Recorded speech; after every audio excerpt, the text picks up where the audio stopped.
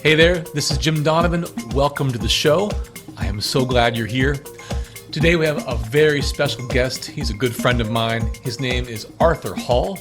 Arthur is a worldwide rhythm ambassador. This guy has been teaching people how to lead drum circles for decades. He has been in Asia, over 34 countries, Europe, North America, South America.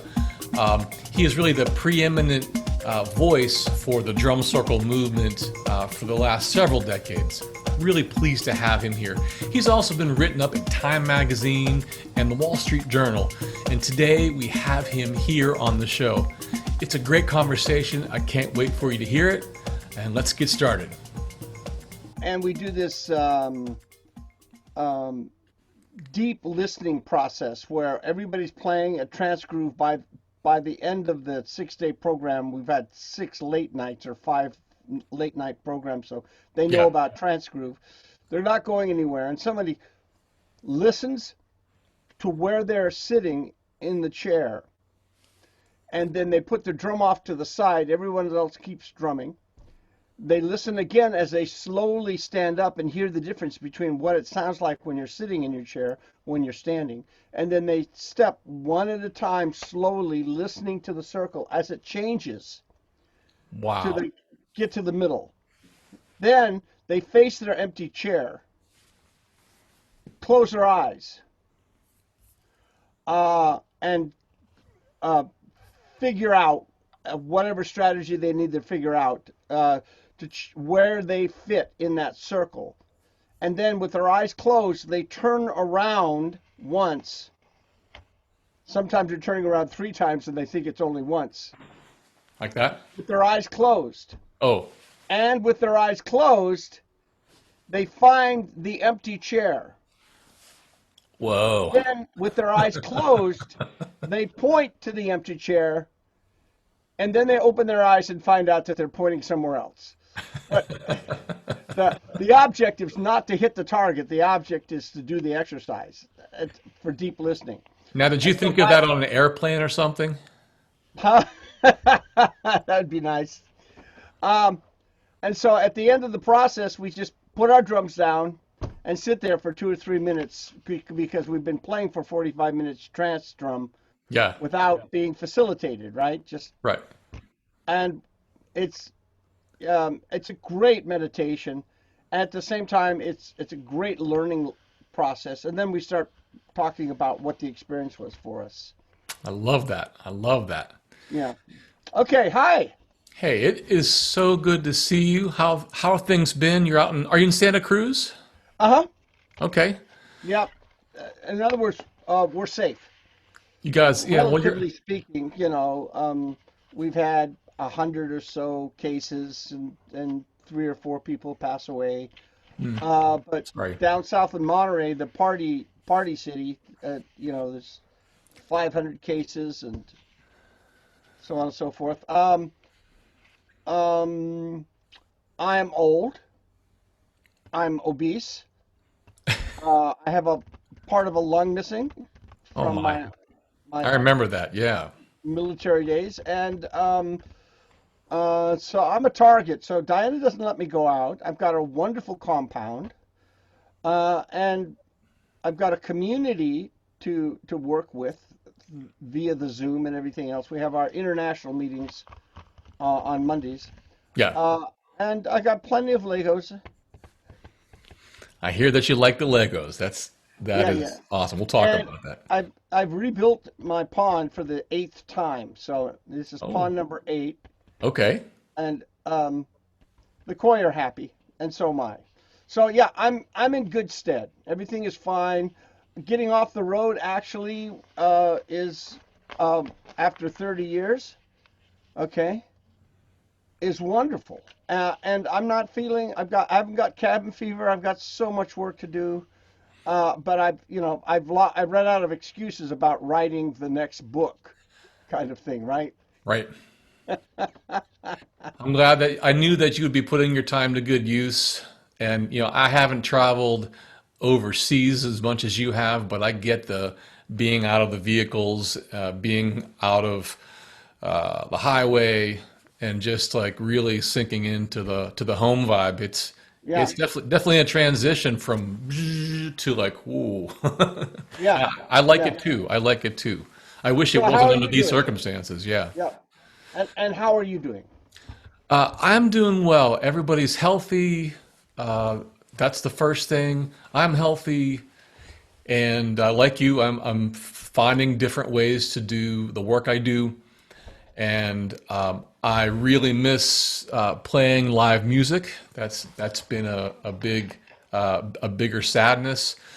But I was able to get together with my guys last week outside in like a big socially distanced circle, and we actually played a little bit, and that felt good. So Uh, I'm very fortunate. I don't have anything to complain about. right.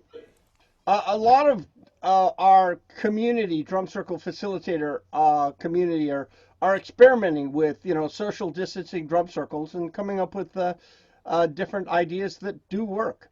So it's Yeah, cool. it's Yeah. good stuff, and a lot of the people that will listen on the podcast. So we now have this is our first Zoom video that I'm doing for our podcast. So this will be on Cool. YouTube, which I'm stoked about. And then the people that listen on the podcast on Spotify and Stitcher and all those places, they're going to be listening in. And a lot of them, I think, maybe have never been to a drum circle before. I haven't talked about it on the show yet, and I wanted you to be the first. And so, for someone who's never been, could you just talk about what the heck is a drum circle and why might somebody want to attend? Absolutely. For someone first walking into a drum circle situation, is it's um, in some ways probably awe-inspiring. It's a whole different kind of environment, and other ways scary and intimidating at first, depending on the kind of circle, and and and the word drum circle, okay, has a lot of different breakdowns and connotations. In the old days, not so old, drum circle meant hippies in the park smoking dope, and you got to go Not the through that dope part, sometimes. just in the park. Just in the park, okay. Um, and free form, we call them free form anarchist drum circles. People get together and they just jam out with whatever they got, and the rhythm goes until it falls apart, and then it starts up again, and you go, hey man, that was cool. Let's do another one. Um, then there's culturally specific drum circles, which means usually you're not invited unless you know something about that culture. Afro-Cuban drum circles in Berkeley, um, African-oriented, West African djembe stuff, that kind of stuff. Now you got to walk in with some knowledge about culturally specific rhythms and about playing parts and holding on to that part to to create a musical representation of a particular culturally specific rhythm that's connected to a song, that's connected to a dance, that's connected to a activity.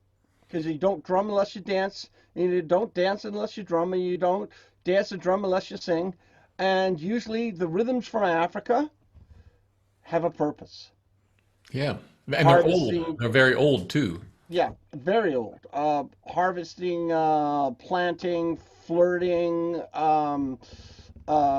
making babies, having babies, hopefully in that order. Maybe marriage should be in the middle.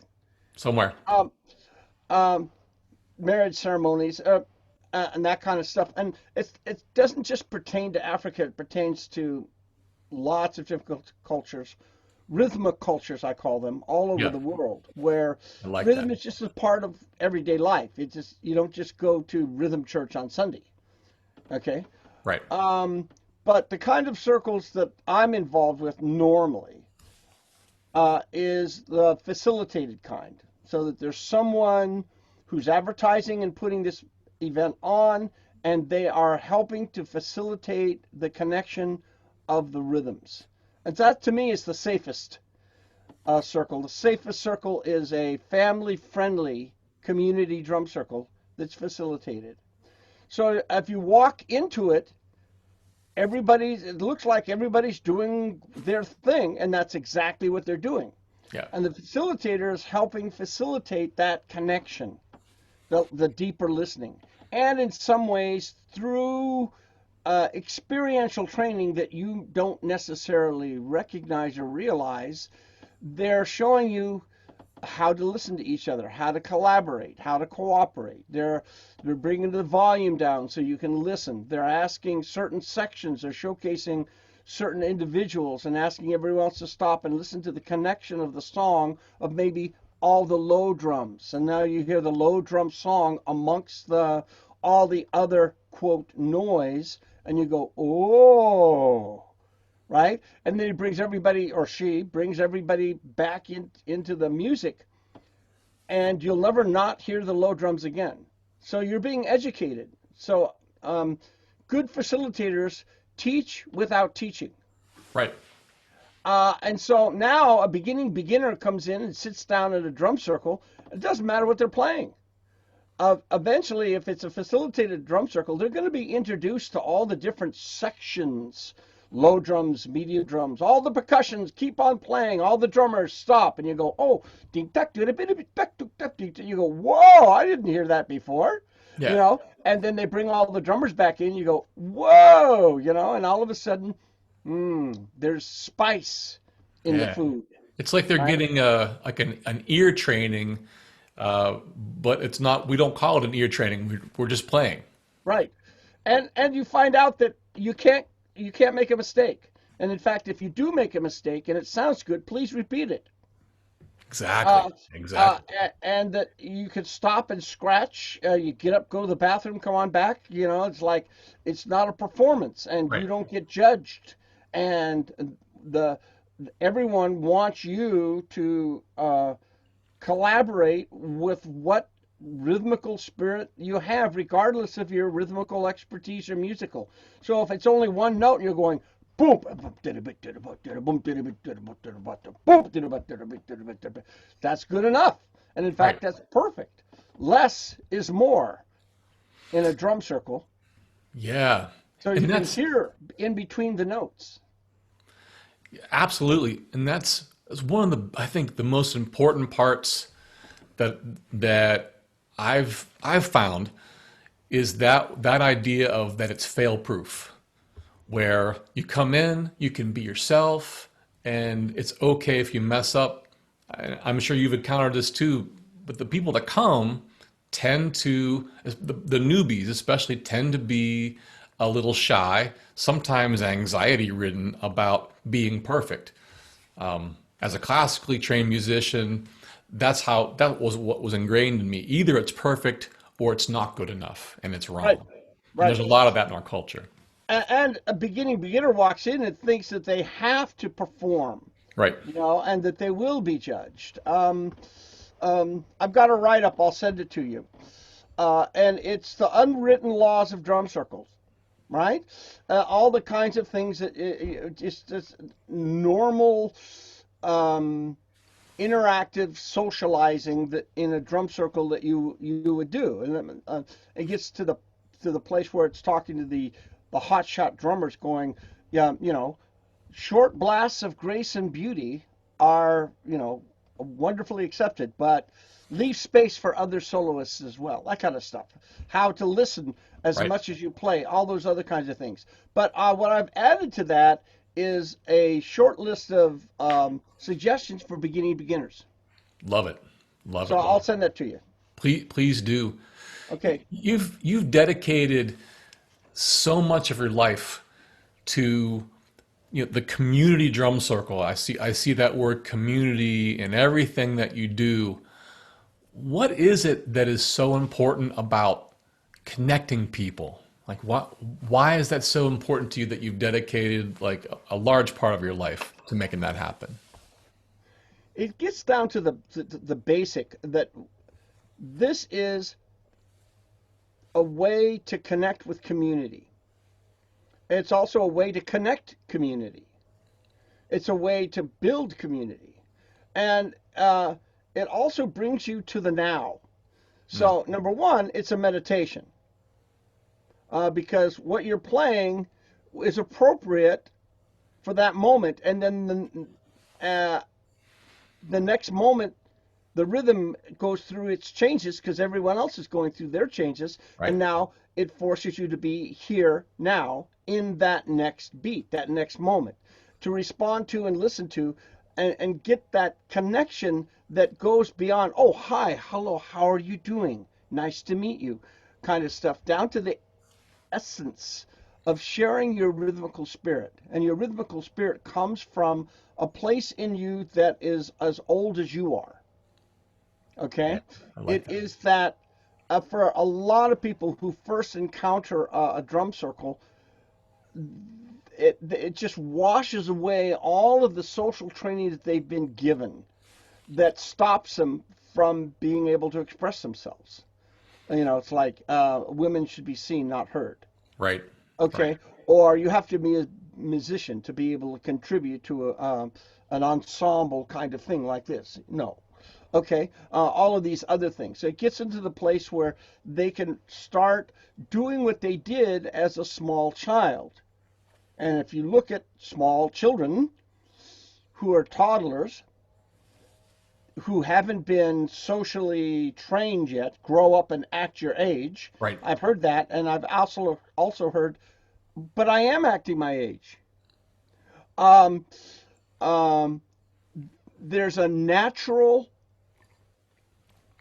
rhythmical exploration of the world from self to the world that they come up with their own little songs, and they don't even know that they're songs. They haven't even called them songs yet, and they're doing their little dance, and they're they get a wooden spoon, and all of a sudden everything is an instrument, right? Yeah. And and to to bring that fierce innocence into a drum circle at the age of 20, 30, 40, 80, doesn't matter. And to get to that place where it's an ageless thing, Right. where you become part of something that's bigger than you. And in that bigness, there is beauty and grace and music. Music? Music in a drum circle? How could that be? Isn't this just supposed to be noisy fun? Yes. Okay. But within the noise, when there is connection, the quality of the music that's being created in that connection has nothing to do with the rhythmical or musical expertise of the player. The quality of that music has everything to do with the quality of connection that those players are making.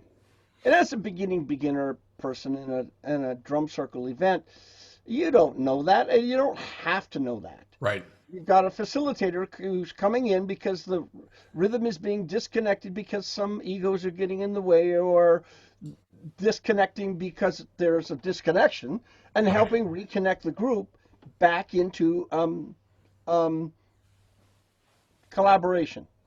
So really what you're doing and what you've been doing for many years is breaking some of the norms that in some ways aren't helpful, like the norms of perfection, the norm, or the thought that I should be perfect, or Right. the, be seen not heard, or act your age. Those things that we have come to believe are the right thing in some ways really limit us, especially in terms of feeling free enough to express and to get the benefit of that expression. The right things in the right places, but not in this place. And so all of a sudden, you're given an environment where judgment is thrown out and experimentation is encouraged. Failure is encouraged. So there's a Japanese word called wabi sabi, and we could spend a whole program on just the definition of what that is, but it's perfect in its imperfection, Yeah. as one point of view to look at this. In America, everything has to be chrome and shiny and perfect, and all the lines meet perfect, and all the designs, and so on and so forth. And there's this there's this element of nature that gets taken out of perfection. And within an in the moment music drum circle, imperfections is what helps create the expression and expansion of musical exploration and connection. Right. And it's Ooh, did wild somebody because write that down? That was good. no, we got it. It'll Oh, be okay. in a transcript. And what you're talking about, judgment and failure, in all the students I've worked with throughout the years, younger people and older people too, and everybody in the middle, those are like top two biggest fears that I'm going to be humiliated somehow, that I'm going to not be good enough somehow. And so if I think there's a chance of that, forget it. I'm not going to do that, Right. which is Well, you it's do very that with sad. that mindset. You walk in, well, okay, I'm going to do it, but I've got that mindset. Okay, so there's this. So I taught at the UCSC, University of California, for 16 years, Yeah, and I taught village music on the hill, overlooking beautiful Santa Cruz. I would have And taken that class. uh, uh, my favorite class in the world. If I ever retire, that's where I'm going back to. And the students are students, and they've gone through the school system, and now they're in college. Da, da, da, da. And now they see this guy on the hill who's doing a fun drum class kind of thing, and so they come up with that mindset of, I'm a student, you're the professor. Okay, here we go, and I'm going to do my best to learn, and so on and so forth. And yeah, I'm teaching culturally specific rhythms, but I'm actually teaching the universal principles of hand drumming by using some of these rhythms with those universal principles like the clavi built into it, and Right. upbeats and downbeats and shuffles and all that other stuff. And this is what an upbeat looks and feels like, so on and so forth. So at the beginning of every class, I make them jam, just jam out. And they go, do what? Can How you do show we? me how Yeah, to jam write it out? on the board. Yeah. No, we don't have a board. We've got an oak tree that we're underneath.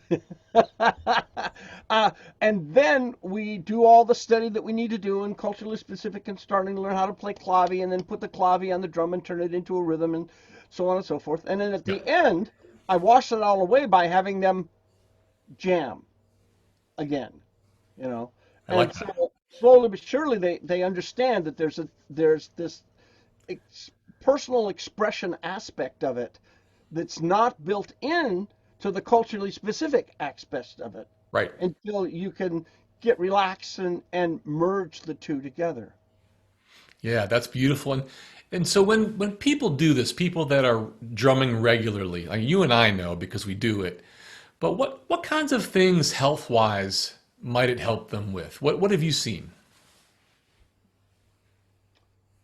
I'm 73 years old and I still have a brain. Yeah, you do. Okay? And I attribute a lot of that just to the acuity of paying attention to the minutia of the details in a drum circle, Right. and being able to be a participant. What have I got to contribute to this moment at this time? And so it is a meditation that helps fine tune and take the fuzziness out of your attention span and your focus. What's important? Where is this music going? And what can I contribute to that direction of that particular force? Um, so there's a certain aspect of of you know It's higher level thinking. oh It's critical thinking, but yeah, it's also in the moment critical thinking, and that's that's yeah, it. and that's just one aspect of this. Listen, here's my recommendation. Ask Christine Stevens. I'll do Okay? that. I mean, you can spend on that question alone the whole interview. Okay? Great. And in regards to um, the aspects of, you come in off the street, you've had your day, and now you're participating in a drum circle. and you come to this experience, and you're not sitting in an audience being entertained. It's not a movie. There isn't a band on stage. You are part of the band, and there's no written music passed down to you. Right. Okay, it's you are writing that music with the collaboration of everybody else in the moment. So it's asking all of who you are to be all of who you are in that moment. What happens is, if you had a fight with your girlfriend, you're worrying about the rent. Right. You've had a particular problem that you haven't been able to solve at work. Or there's some emotional, contextual, or nearly gotten in an accident coming to the drum circle. It's like, and you got the in your life, and you bring it to the drum circle and you drum it out. It's gone. And all of a sudden, your life, regardless of who you are and what was going on before, has improved a little bit on some level. Right. Now, if you want to go to the really, really deep stuff, talk to any drum circle facilitator, and they will give you a handful of stories that will make them cry while they're telling you it and make you cry while you're listening to it. You go, in a drum circle? Yeah. Really? And all of them are different. But you go to, you understand tithing? Give 10% back to the church? Tithing, yes. In your life? Yes. Okay, well, as an ex-retired Mormon, thank God, my tithing it goes back to the Church of Rhythm. So I find myself doing an orphanage in Mumbai, or a Parkinson's disease center in my favorite one is in Kuala Lumpur, Malaysia, or special needs, they call it for spastic children, school in Taipei. And you watch it, there's a lady who just passed away that I saw at the Parkinson's Disease Center in Kuala Lumpur when I would do my tithing drum circle there. And she, full on Parkinson's, full on. You just couldn't hardly hang on to the mallet and the drum, the hand drum that she had. And then I go, 1, 2, let's all play. And she's in. She's in.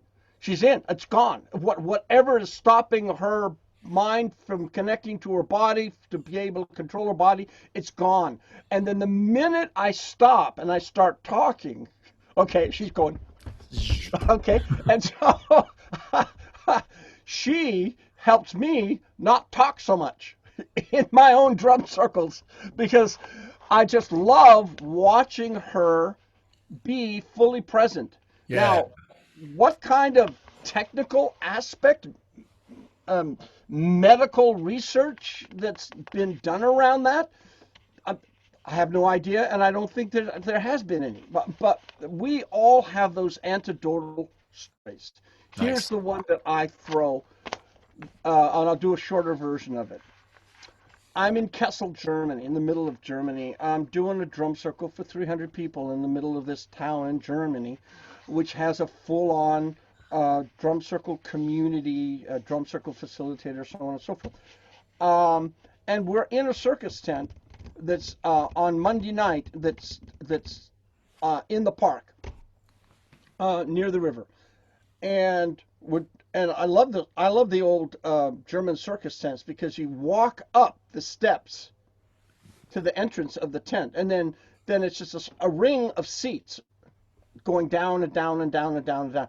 Perfect drum circle. Yeah, right? Nice. And so I'm in the middle of a drum circle. We've already done drum call, connected everybody together, started moving into exploring and developing different rhythms with the group itself, and dancing on the edge of chaos, which is so wonderful.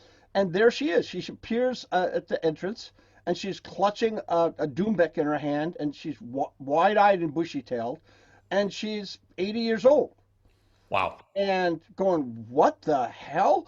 And the only seat that's available is my seat at the down at the first circle, Okay, so I bring her down and I put her in the seat and I show her how to play the drum a little bit and I continue to facilitate the event. As the event progresses, I look over and she is just washing away her mascara with her tears. Wow.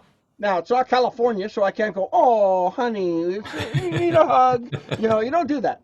It's Germany. Hi. Germany, a You little bit know, different. Yeah.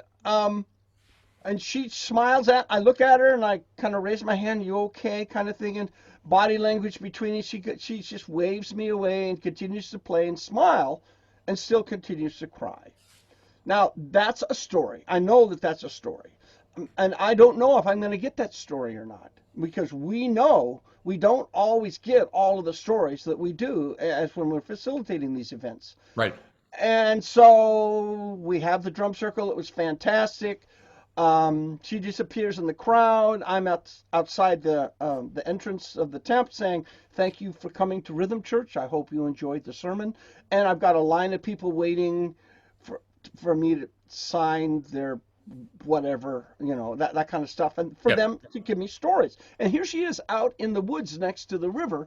And she's holding the hand of a young man who I know, who's a drum circle enthusiast who speaks English. And I go, I'm going to get that story. And she's waiting for everybody to get out of the way so she can tell me that story in private.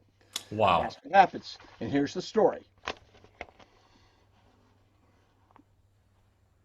Not even 20, maybe, early 20s, she marries her childhood sweetheart.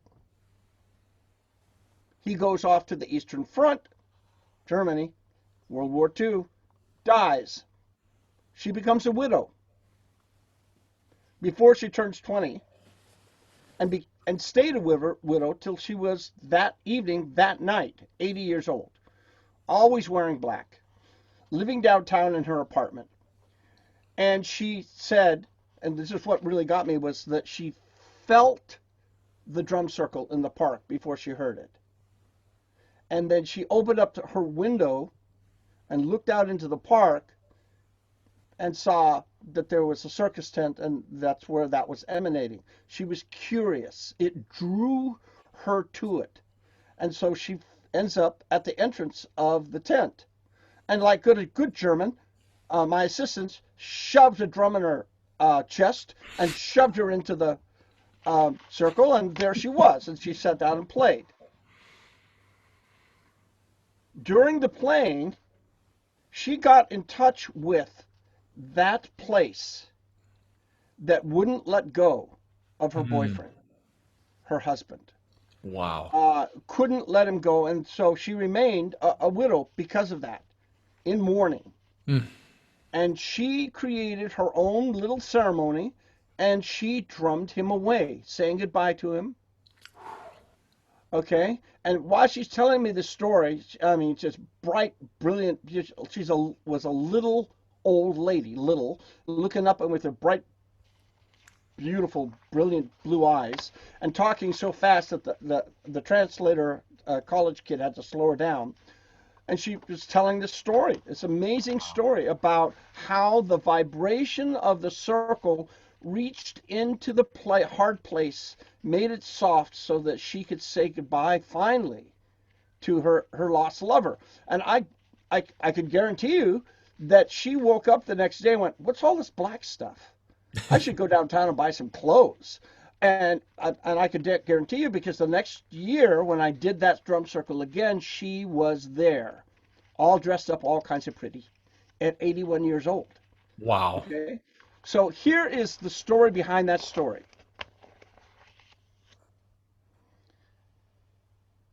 The vibration created by the community drum circle bypasses everything. It's like water seeking its mother, the ocean.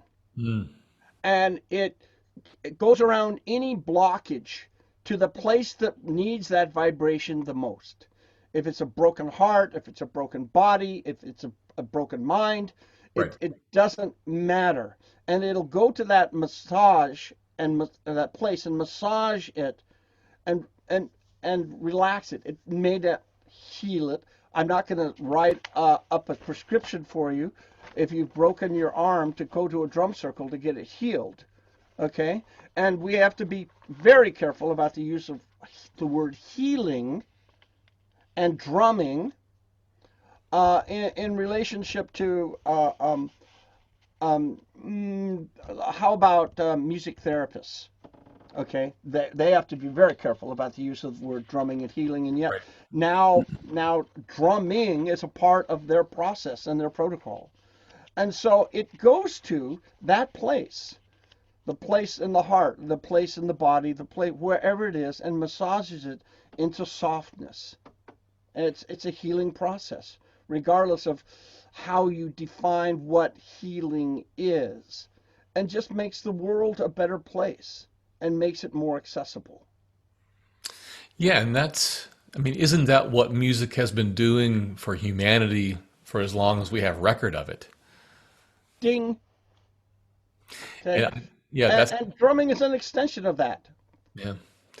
And I, for a I, beginner walking into a drum circle, they may not hear the music first. They might just hear loud, joyful noise. right.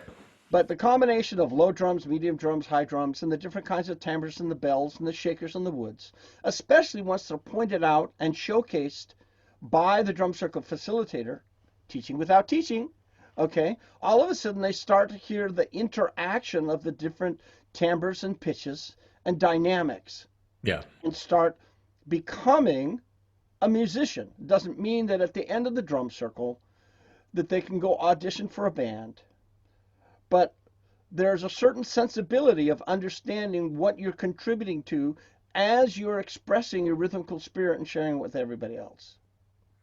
We'll never get around to your holistic questions, but it doesn't matter. Oh, we're already in them, man. It's Okay. great. This is great, great, great, great. I think that one of the things I admire the most about you is that you decided somehow to make a system where a lot of people could help break those unhelpful ideas about expression and perfectionism and failure. Like the system that you built over decades, it is magnificent and brilliant and has touched hundreds and hundreds of thousands of people. And what I'm wondering is like what prompted you to create this? Like what prompted you to start leading drum circles? Okay. So first of all, Jim Donovan, thank you for that lovely compliment. Okay. I mean it. I'll pretend it's true. But in actuality, um, the system was built around me. I was a young, a passionate, egotistical fart. Okay. Uh, that's a nice name for the word asshole. And I had my passion. That's all I had. It was all about my passion. I didn't care about the rest of the world. Okay. My first xylophone was the wooden steps down to the basement, and I knew I finally figured out that I really was crazy because when I flipped and slipped on my brand new church shoes that I was using to play the xylophone because the notes were lower at the high end of the steps and higher at the low end of the steps, and I was hopping around the steps to play the xylophone and Okay. slipped. I found out that in ecstasy of pain and ecstasy of music, that my elbow hitting the steps and my forehead hitting the steps sounded better than my shoes. Okay, that's my first xylophone. At the bottom of the basement is this huge, enormous sheet metal furnace, just covered in metal to protect me and from being burnt up. And it just had so many wonderful sounds. You'd hit it, and the sides of the big side would rumble the whole basement. Okay, and that was my first musical instrument. My first teacher was a mockingbird who would come to the willow tree in our backyard and sing when I got home for lunch from school, which is only a couple of blocks away, uh, until I learned his song and started singing him back, and he flew away. And I got upset. My dad told me, well, that's what mockingbirds do. They sing their territory, and they're challenging other mockingbirds. And I was really sad that I scared my teacher away because he taught me all these great little ditu, ha, things. And I sat underneath the tree eating lunch without him for a week. And he came back. And when he came back, he'd practiced. And he added ditu, kiku, onto his other songs. Okay, and he was looking for the guy who chased him away from his territory and went with his new songs. Whoa. Okay, so that passion that I had, I took into the world and found out I didn't fit, especially in Utah, in the Mormon society where they wouldn't let me twist with Chubby Checker. Oh, sorry. Too much lower bottom movement. Keep it all right up here. Yeah, right.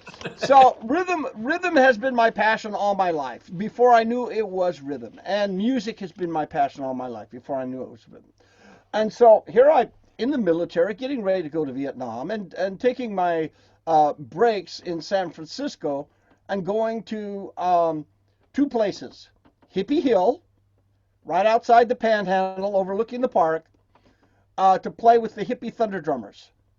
And no offense intended, they were hippies and they were thunder drummers. And they were proud of that terminology. Now it's a curse word. Okay, and at the same time, I was taking lessons from culturally specific Afro-Cuban drummers in the streets of San Francisco. And so I was actually playing with two sides of the same coin. Where one side of the coin is you're learning all these aspects of how to listen to, cooperate, collaborate, and make music together with drumming. And playing parts that fit with other parts that fit within the timbres and the pitches of a drum circle that represented the musical culture from lots of different places, not just Africa or Afro-Cuba. Okay? And then there were all these rules around how to be able to do this. And a lot of them were music training rules, right? Right. How to use your notes to make space for other people. Okay? Within the context of a defined group of patterns that made a song that had a name, that had a history, that had a purpose, right, and that had a culture. The other side, you go to Hippie Hill and it's like, hey man, just let it all hang out. There rules. We don't need no stinking badges. And there's all this free form expression that was amazing, and the magic would happen, and then there would be they would just fall apart. Right. And then we'd all go, "Hey man, that was cool. Let's do it again." And we would do it again. And until it would fall apart, and it always fell apart, and not always would there be magic. It was playing on the edge of chaos. There was something in between the two that would happen, and I was 18 years old, getting ready to go to war, and these were one of the last circles I was going to do before I suited up with my guns and stuff, and I just got mad because I was a young, angry man. And I got in the middle of a circle that was starting to fall apart at the Hippie Hill Thunder Drummer Circle. And because it was only 2 or 3 people who weren't listening to us, that was creating the disconnect. And we were into some beautiful music. And I walked in the middle circle and I pounded my fist into my palm of my hand going, here is the goddamn beat, damn it. Just listen to that, And so that was my first facilitation. It's like, the beginning of the movie where they throw the bone into the air and you discover that it's a tool. Okay? And I just reference caveman. I just let's high five on that. That's boom! And I sit down as the angry young man, and that was the first time that this disconnected rhythm within that reconnected itself for an extensive period of time, and I didn't have to do anything. All I did is pound my fist. Here's the pulse, damn it, and it was all done. And it was the first time I actually heard an actual fade out to nothing, rather Wow. than just a fumble, bumble, rum, blah, blah, blah, blah, blah, what we call crash, burn, and die rhythm. Yes. And the guy next to me went, "Hey, that was pretty cool. Next time, use a cowbell." I went, and that was the Even, beginning of my career, but I didn't really know what I was doing. yeah. I didn't even really know why I was doing it. And slowly but surely, I started facilitating drum circles when there was an opportunity and when it was appropriate. Yeah. From that, I found all the universal aspects of conducting applied, but within a context of in the moment music, where you had to allow for emergence to happen. And it wasn't until in my UCSC days that I actually got together a group of people who were apprenticing with me to teach them how to facilitate an in the moment music drum circle. By that time, I was taking drum circles into schools and into corporations, into personal growth programs, and all this. And I was just experimenting, fearlessly experimenting to see what would work within what context and what wouldn't work. Right. And I had people come up and go, "How did you do that, man? Wow!" And I would really have to say, "I don't know." It was, to me, it was just a kinesthetic thing that I was learning. I Yeah. didn't actually think about what I was really doing or why. And also, I wasn't thinking about how would I teach someone else how to do what I did. And so I had to start thinking in that regards, in that way, in order to teach and break down a system of application.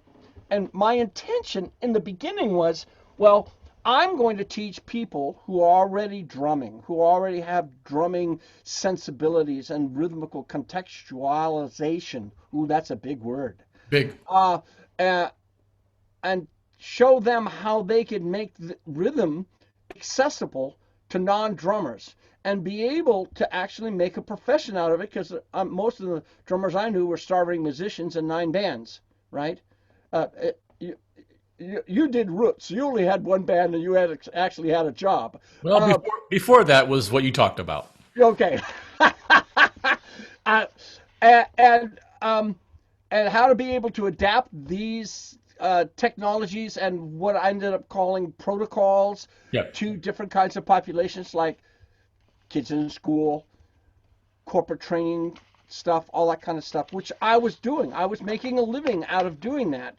And that's when we started doing the 3-day drum circle facilitator trainings and then started our first Hawaii. This would have been our 25th Hawaii this year in a Wow. row. The Amazing. 6-day program that we do in Hawaii. Hey, life's a dance. But what happened was my ego got smacked by, it wasn't just drummers that were showing up. It was people who were caregivers in some way, music therapists, kids at risk counselors, school teachers. Right. Okay, because that was what I was doing. I was going into these places as a job to facilitate opening ceremonies for conferences for music therapists and for school programs and blah, blah, blah, blah, blah. And they're going, "How do you do that?" And they started teaching me, okay, as long as I learned how to shut up and listen to them. So when I go to a music therapy conference now and I do a pre or post 6-hour drum circle facilitation, I will do a game, a drum circle game of some sort, and then stop and say, "Well, what do you think about that?" And then I pull out my pen and paper and let them talk to each other. And they would actually define what it was I was doing with inside their culture and how to make it work. Okay, we would do that, except that we would make it this way. Okay, make it this way. Okay. And so it's the community who has moved me into a particular emotional intelligence in relationship to serving community through this tool, and that it's not about just getting in the middle of the circle and being the great drum circle facilitator, but learning how to serve the music, because the music represents the consciousness of the Right. group. That's beautiful. What a great story. And I wonder, what first of all, what I really like about what you said is that you found that you know, maybe that when you were going in, that you were the one being of service to the group, which you were. But A big then, surprise to my ego. well, then I also heard you say that you allowed the group to be of service to you. That's Yeah. I mean, it's the circle, the Yeah. magic of the circle. If, like you're saying, if we're open to listening as well as the giving and the listening, allow that circle to really finish itself. Um, I've been doing this for almost 50 years, drum circle facilitation. I've been training for about 35, 40 years. Yeah. Um, I now have 32 certified drum circle facilitators who are working in 22 countries, including America, who are doing the 3-day training programs that I initiated and created. Great. These people help me initiate and create these training programs. They didn't, I didn't pick them. They picked themselves. And they mentored me in this process, and are my partners and my equals in this mission that we are on. And um, they're there because they could speak truth to power and say, Arthur, yeah, but no. And We have you need ever those people, right? yeah, you need those people. Otherwise, you get what we call founder's disease. Okay? And we've seen lots of representation of that. Yep. Okay? Yep. Indeed. Indeed. You know, I don't know when this was in your experience, but I know that you studied with this beautiful human being, Babatunde Olatunji, and I wondered if you could talk about that a little bit, your friendship and things you learned. I don't know a whole lot about that. I'm very curious about that, if you're willing. Mm. I don't know if I can talk about Bob without crying. It's all right. Like most people, I'm in the college dorm and I hear Drums of Passion on the stereo uh, and I'm going, whoa! Back in those days, even in jazz, you didn't find very much drumming going on or rhythm stuff except for the salsa-oriented jazz and Cal Jarder, and so on and so forth. That was Baba Tundi Olatunji and Drums of Passion.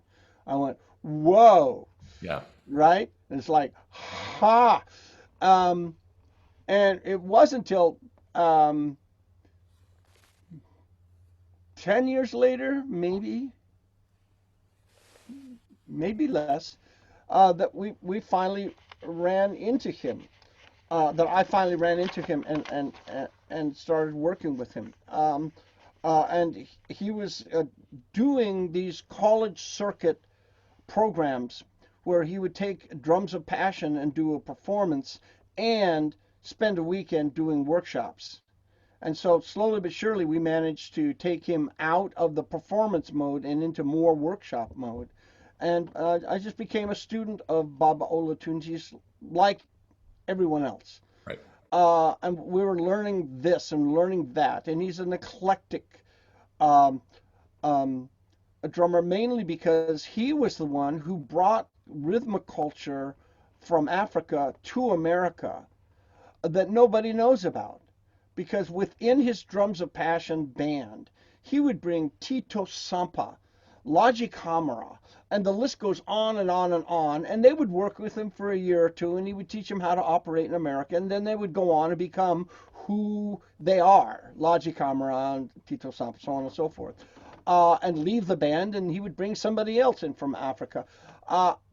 And so he literally birthed the ethno African rhythmic culture scene by bringing these master drummers into his troupe, teaching them how to operate in America and move on. And so I got to work with a lot of those people, but stayed with Baba to the point where I started being the assistant, helped him write a couple of rhythm books. And being a good Nigerian, he would come to his programs 1 or 2 hours later, so that I would end up doing the beginning warm-up rhythms for the beginning beginners, and so on and so forth. Yep. And then all of a sudden I was in his West Coast version of the Drums of Passion band. What I discovered was he wasn't there to teach us African rhythms. He was there to teach us about life. And he worked on that level.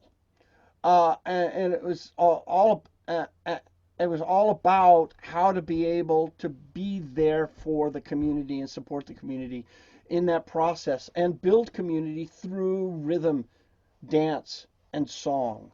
And he paid due respect to culturally specific rhythms. And at the same time, he did arrangements of those rhythms that made it more accessible to the Western consciousness. Right.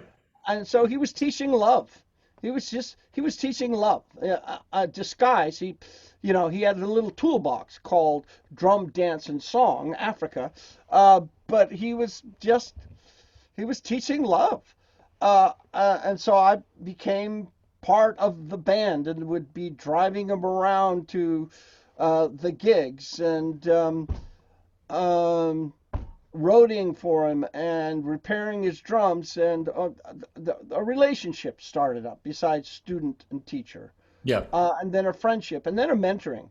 The mentoring was that he would not be afraid to tell you the hard truths. Okay? And with that, he became my father figure as well as my mentor in so many ways. His mission was to put a drum in every household. That was it.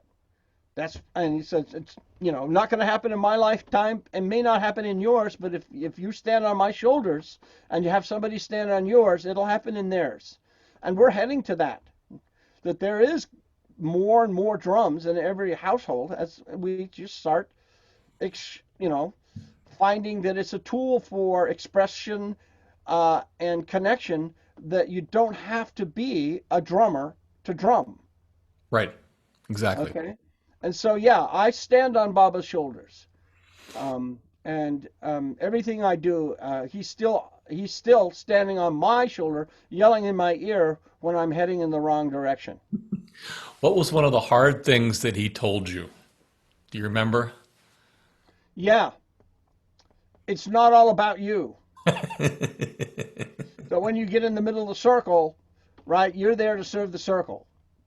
Yeah. Okay? And sometimes I see you forget that it's about the circle. And so you're using the circle to serve yourself. Yeah. Your small self. Why not serve your big self? And that's what we meant by the community. It's like, whoa. Okay. What you mean? It's not all about me, but it's all about me at the same time? Really? That's one of the slaps I got.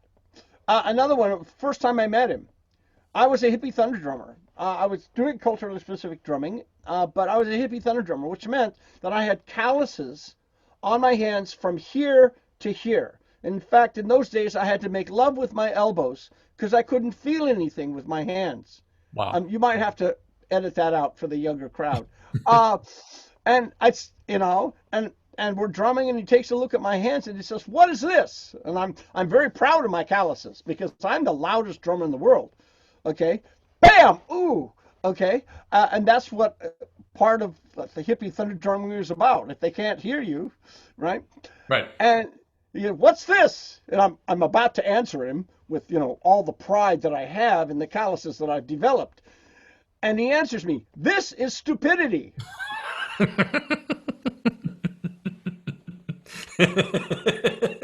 This. You need, and the technical response to it was, you need the calluses inside your pads, not on the outside. Okay? Wow. Yeah. Okay? And it took me, I mean, look, we have habits. And so I had 15, 20 years of just pounding on the drum until I peed blood, right? Okay? And going, oh, well, peeing blood is just a part of being a drummer. No, it's a part of being stupid. Breaking your capillaries in your fingers. Yeah. And so it took me as much time consciously drumming with technique to get rid of the calluses as it took to put those calluses on. Wow. Okay? But luckily, I was drumming more often consciously than I was drumming unconsciously. So in real time, it only took a year to get rid of my calluses, even though it took 10 years to build them up. Okay. That's a good lesson. It's a good lesson for all those people that are out there cranking. Yeah. You gotta love Baba. Okay. You gotta tell the hard truth sometimes. And that's one of the reasons why those 32 certified village music drum circle trainers are certified trainers, because they speak truth to power, and each and every one of them in their own way has looked at me and said, "See this? This is stupidity." Yeah. I go, "I think you're a candidate." Yeah. Thank you. You're in. Because it's most of them. My relationship with them is about 20 years, and that's a relationship that Baba had with me. To get to that point where I could realize that my students are no longer my students; that they are my teachers. Yeah. And Beautiful. and they can do what I do because they're following me or walking with me on this path just as good, if not better, than I do. When we were doing the training to make them trainers, we would do a TTT training, 3-day training, and advertise it as co-facilitation. We were lying, of course, because most of my teaching is lying in order to get to the truth. But you got to tell them the lie to get to the truth. And so co-facilitation, but in actuality, I'm pushing them out in front, and they're following the training protocol, and they're teaching the way Arthur would teach, and they're saying the words that Arthur would say, but from their style and their perspective and everything else. Yeah. And then when they were done with that section, they go, "Arthur?" And then I would stand up and I would either cover their ass with something that they missed, reinforce what they were saying, because there was something that I needed to reinforce, but they said it, but it just needed to be emphasized a little more, or tell a story that related to what they just did. So if I was telling them a story, they could go, "Ah." If I was reinforcing or covering their ass without looking at like they made a mistake, just adding an extra element into it, Yep. they'd be writing furiously. Well, Tomoko Yokota in Japan, Tom Tom, when she did her training the trainer, 3-day training, she would stand up and teach my program better than me. There you And go. I was writing notes furiously. About halfway through the program, it goes, Arthur, you're writing all these notes, but you're not giving them to me. What? Help me here. What's going on? I'm not writing these notes for me. You're teaching me how to do my program better than I can. So just keep on doing what you're doing because it's perfect. But I don't want to tell you that because then you think that you're perfect. You got a long way to go, but what did you do? Yeah. I have to lie to her a little bit. Okay? So it's a wonderful experience to follow your bliss. Yeah. Find out that you actually have a purpose that's doing good within the community, that is starting to build itself around you, but building itself because they need the tool you have to offer them. and then find in that community other elders in training who are walking the path, who can do it as well as you. Okay?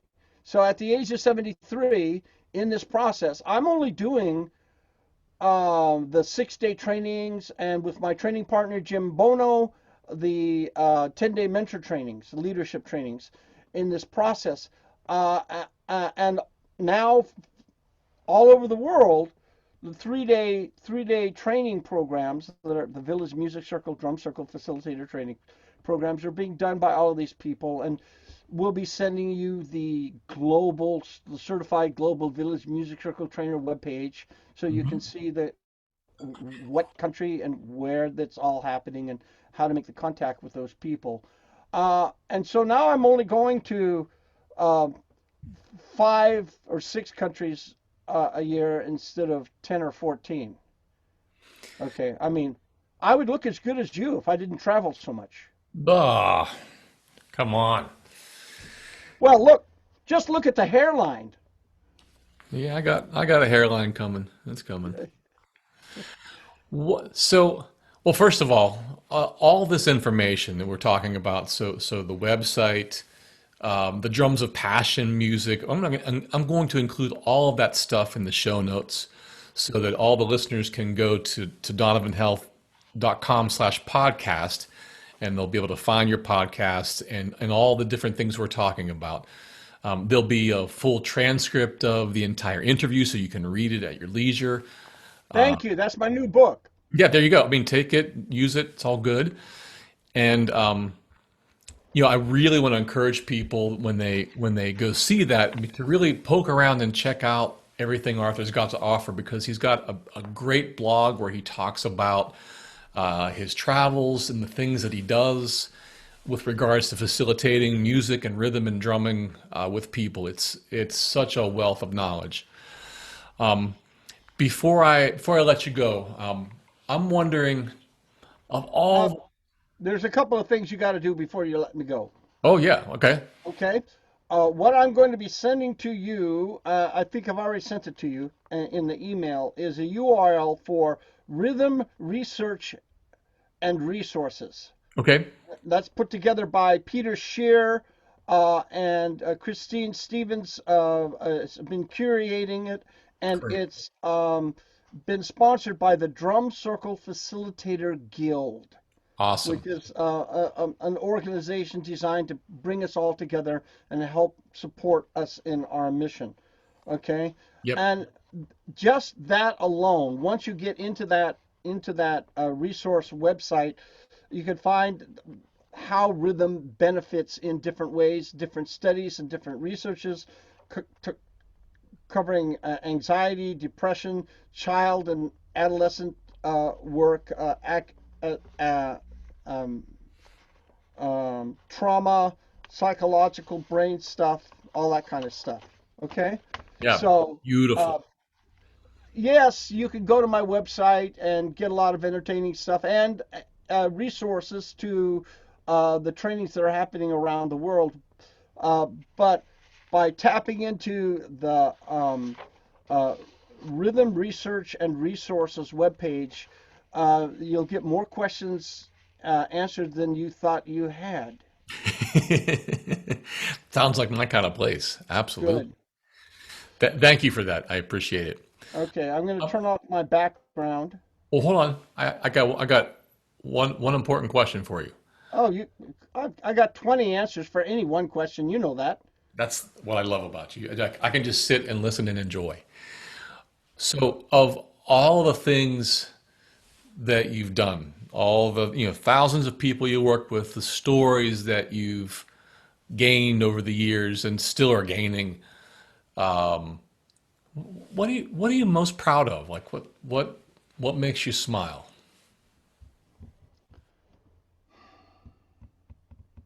Well, the preference and what are you most proud of, I could go to that. But then you add what makes you smile, and I take a look at that process, and I have to answer my grandson. Yeah. Okay, I'm proud that as crazy of a fool as I am, to be able to actually decide not to get a job and to follow my bliss to the point of having to, at a couple of points, be on welfare and food stamps, to be able to find that place where you're doing your bliss and sharing your bliss and making a living from it because it has a value to the community. Okay? That's that feels good. But the fact that a guy who grew up as a drummer, and a crazy drummer at that, okay, could actually raise a couple of children, keep his marriage intact, and actually have a grandson, okay? What's his name?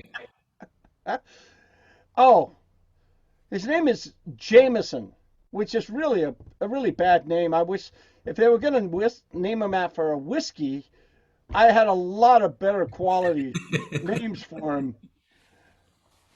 But we'll take a cheap Irish whiskey name. Hey, what is with the big ball of string behind you there? I got to hear about that. All right, this kind of wraps up our interview in a way.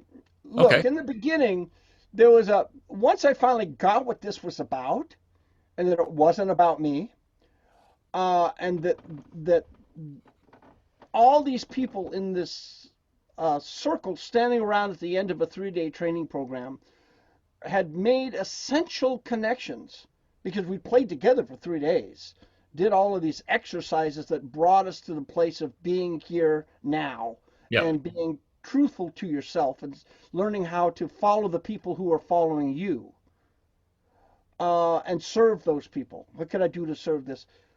I would take a ball of string, I would hang on to it for our closing ceremony, and I would make a little statement, and I would roll it across the floor, and someone else would pick up that ball of string, and they would hang on to a piece of it, make their closing statement, roll it across the floor, and they keep on rolling it back and forth to everyone until finally the last person made their statement and rolled the string back across the floor again. I would pick up that ball of string. Everybody was hanging on to that string connected to two other people in the circle. Then we would hold the string up chest level and step back, and it would be a spider web. Wow. And the metaphor that we would create in that regard, I would create verbally, and that was that we're all now really connected together. That we have there are different walks in life. There's a professional drummer, and there's an orchestra conductor, and there's a kids at risk counselor, and there's a music therapist in the circle. But we've had this experience, and we're going to take this tool into our lives and serve our community. And at the same time, we are still connected.